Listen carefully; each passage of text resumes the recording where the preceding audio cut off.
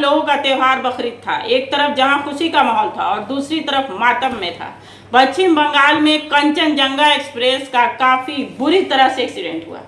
वो गाड़ी अपने रेल पटरी पर खड़ी थी और मालगाड़ी ने आकर पीछे से उसे जोरदार टक्कर मारी और वहां चीख पुकार मच गई। क्या इस तरह की घटना से रेल मंत्रालय जवाब देगा? और सिर्फ कह देना है कि इस पर राजनीति नहीं होगी।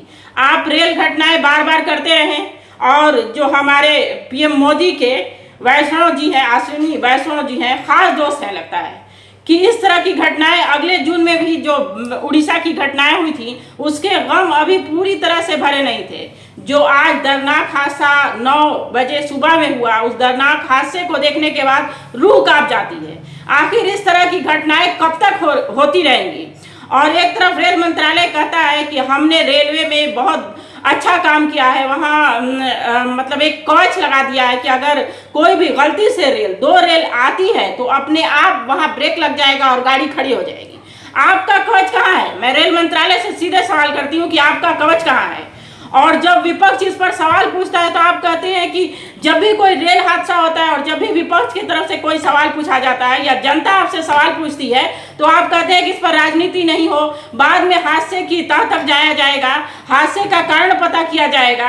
आखिर इन लाशों का ढेर कब रुकेगा? आप एक तरफ बुलेट ट्रेन की बात कहते हैं कि मैं बुलेट ट्रेन पर फोकस कर रहा हूँ और बुलेट ट्रेन जल्दी ही आएगी। आप जो एक लोकल ट्रेन है उसको तो आप सही से चला नहीं पा रहे हैं। क्या पता था जो वहाँ जो लोग बैठे थे उनके साथ जिन लोगों की मृत्यु हुई है उनके रिश्तेदार और उनके लोगों को पता था कि क्या ये रेल चढ़ने के बाद ऐसी घटनाएं हो सकती हैं? क्या उसमें जो यात्री बैठे थे उनके रिश्तेदार को पता था कि ऐसी घटनाएं होंगी, या उस रेल यात्री को पता था कि ऐसी घटनाएं मेरे साथ हो सकती हैं? मालगाड़ी पीछे से आ रही है, आपने पहले उसको सिस्टम कैसा आपने बनाया है कि एक खड़ी गाड़ी पर मालगाड़ी इतनी जोर से टक्कर मार रही है कि दो बॉगी है हवा में जो है जंप करने लगा। कैसा उस वक्त फील हुआ होगा? जो उस टाइम यात्रा कर रहा होगा कैसा फील हुआ होगा? अभी तक रेल मंत्रालय की तरफ से कहा गया है कि 20 लोगों की मौतें हुई हैं और 100 लोग घायल हैं। ये आंकड़ा बढ़ भी सकता है, लेकिन ये बार बार हादसा होने का कारण क्या है?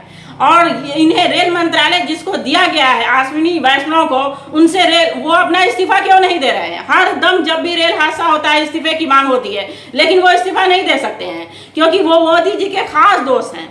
और एक वैष्णव जी का ये कहा गया कि वो बाइक से घटनास्थल पर पहुंचे। बड़ी मेहरबानी की आपने कि घटनास्थल पर पहुंचकर और लोगों को देखा।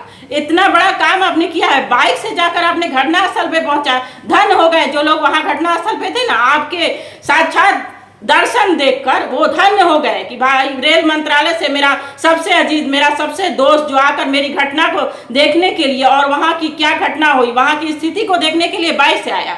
क्या इसी तरह की घटनाएं होती रहेंगी और हम आंख बंद करके इस घटना की सारी स्थिति को देखते रहेंगे? वहां पे ममता बनर्जी भी पहुंची और वहां घटनास्थल का उन्होंने जायजा लिया और लोगों से जो लोग एकदम बहुत ज्यादा उस एक्सीडेंट में घायल हुए हैं उनकी मदद के लिए वो सामने आई और लगातार उपचार के लिए वो लोगों को भेज रही हैं।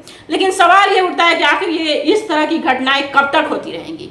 और क्या ऐसी रिश्तेदारी है पीएम मोदी की जो रेल मंत्रालय सिर्फ अश्विनी वैष्णव को ही दिया जा रहा है? बार बार रेल घटनाएं हो रही हैं, बार बार विपक्ष सवाल पूछ रहा है कि उनका इस्तीफा कब आएगा। आखिर इस तरह की घटनाएं कब तक होती रहेंगी? और रेल वैष्णव जो है, अश्विनी वैष्णव है, वो क्यों नहीं इस्तीफा दे रहे हैं? क्या पीएम मोदी और उनकी क्या ऐसी गहरी दोस्ती है जो इस्तीफा देने में देरी हो रही है?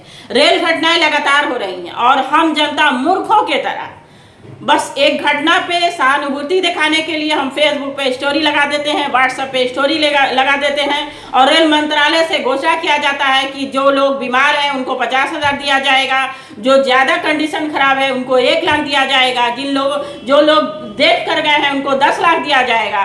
क्या 10 लाख, 1 लाख, 50,000 से जो लोग मर चुके हैं, जो लोग स्थिति खराब है, क्या उसकी भरपाई रेल मंत्रालय कर सकता है? नहीं। यहाँ बड़े बड़े दावे किए जाते हैं कि पीएम मोदी ये कर रहे हैं, पीएम मोदी रेल मंत्रालय के लिए ये कर रहे हैं, बहुत अच्छा कवच लेकर आए हैं, अब कभी एक्सीडेंट नहीं होगा, कभी कोई घटनाएं नहीं होंगी। सारे वादे और सारे नौटंकी सब फालतू हैं। सारी घटनाएं जनता पे बीत रही हैं। बताइए, जब एक गाड़ी खड़ी है और पीछे से माल गाड़ी आकर जोरदार टक्कर मार रही है, उस वक्त जो वहां पर पैसेंजर उस ट्रेन में थे उनकी क्या स्थिति होगी? आप फील कीजिए, महसूस कीजिए कि उस वक्त उनको कैसा लगा होगा। हो सकता है कि हम लोग भी उस वक्त उस ट्रेन में हो सकते हैं। जब कोई घटनाएं होती हैं तो कोई भी उस ट्रेन में हो सकता है। तो इसलिए हम लोगों को पुरजोर और जबरदस्त आवाज उठाना होगा, क्योंकि विपक्ष से ज्यादा जनता को सवाल उठाना होगा कि हमें उनका इस्तीफा चाहिए। क्योंकि मुझे लग रहा है कि कुछ दिनों के अंदर पीएम मोदी अश्विनी वैष्णव को भारत रत्न देने वाले हैं। क्योंकि जिस तरह से एक्सीडेंट की घटनाएं हो रही हैं, लगातार रेलवे में एक्सीडेंट हो रहा है और लगातार जाने जा रही हैं। जो अभी अगले जून में जो घटनाएं हुई थी उड़ीसा में, उसका जख्म अभी तक भरा नहीं था। जिन लोगों ने उनको खोया है, ये एक्सीडेंट देखने के बाद उनका जख्म जो थोड़ा सा भरा था वो फिर से पूरी तरह से हरा हो गया होगा। जो लोग अपने खोते हैं ना, उन्हें यह एहसास होता है। और गोदी मीडिया का चैनल दिखा रहा है कि अश्विनी वैष्णव ने बाइक से जाकर घटनास्थल का जायजा लिया। बड़ी कमाल की चीज किया आपने सर, बहुत अच्छा काम किया। आपके जैसे लोग अगर हमारे रेल मंत्रालय में रहे तो हम लोग धन्य हो जाएंगे। हमारी जितनी भी जनता है हम जैसी, वो धन्य हो जाएगी कि आपने बाइक से जाकर घटनास्थल का जायजा लिया। इस तरह से मौतें होते रहेंगी और आप इस तरह से खाना पूर्ति करते रहेंगे और बड़े बड़े दावे करते हैं कि मैंने रेल मंत्रालय के ये काम कर रहा हूँ, वो काम कर रहा हूँ। सिर्फ ऑफिस में बैठने से काम नहीं होगा सर, काम करना होगा और आपको इस्तीफा इस बार देना ही होगा। क्योंकि इस तरह से कैसे घटनाएं होती रहेंगी? जब आपसे रेल मंत्रालय नहीं संभला जा रहा है तो क्यों नहीं दूसरे को दे रहे हैं? आपके उसमें और लोग भी ना सक्षम है इस काम के लिए, तो उन लोगों को भी दे। वो रेल मंत्रालय कैसे चला रहे हैं जब आपसे नहीं हो रहा है? मोदी जी से ऐसी कैसी आपकी साठगांठ है कि आप जनता को इस तरह से पीस रहे हैं? लगातार घटनाएं हो रही हैं और लगातार मौतें हो रही हैं। मैं इस घटना की कठोर निंदा करती हूँ और ये नहीं कहे मैं किसी पॉलिटिक्स से या किसी पार्टी से जुड़ी हूँ। मैं आम जनता हूँ। जब अपनों को खोने का क्या दर्द होता है मैं अच्छे से महसूस करती हूँ। इसलिए जनता से यह है कि आप स्टोरी नहीं लगाएं, आप खुलकर सामने आकर बोले कि ये गलत हो रहा है और हम लोगों को इस्तीफा चाहिए, ना कि किसी पार्टी का आकर बोले। पार्टी बोल रही है ये उसका अलग मैटर है, लेकिन सबसे ज्यादा नुकसान हम जनता का हो रहा है। जो लोग अपने को खो रहे हैं उनसे जाकर आप मिले, उनका दर्द क्या है समझे। इसलिए मैं जनता से खास अनुरोध करती हूँ कि आप लोग सिर्फ स्टोरी ना लगाएं, आप लोग खुलकर सामने आकर और इस घटना की कठोर निंदा करें। 2 शब्द बोले। हम जनता का अधिकार है, हम आजाद देश में रहते हैं और अगर सरकार कोई गलत काम कर रही है, किसी के साथ अन्याय कर रही है, तो हमें खुलकर सामने आकर इस बात को बोलना होगा, ना कि सिर्फ स्टोरी लगाना होगा। ये धर्म नहीं, ये किसी जाति नहीं, ये किसी मजहब के बारे में बात नहीं हो रही है, ये सिर्फ जनता की बात हो रही है। ये जनता के मुद्दे पर बात हो रही है और जनता के मुद्दे पर अगर इस तरह की घटनाएं हो रही हैं और किसी के घर की सदस्य जा रहे हैं इस तरह की घटना में, तो हम लोगों को सरकार से सामने आकर सवाल करना है। क्योंकि ये धर्म का मामला नहीं है कि हिंदू मुस्लिम करेंगे। आप जनता जो है पूर्ण विश्वास के साथ हम ट्रेन का सफर करते हैं, क्योंकि मुझे विश्वास होता है कि जो रेल मंत्रालय हमारा संभाल रहा है वो सारे रेल को सही सिस्टम से चला रहा है, ना कि सिर्फ एसी में बैठकर और फॉर्मेलिटी अदा कर रहा है। लगातार घटनाएं हो रही हैं, लगातार रेल घटनाएं हो रही हैं।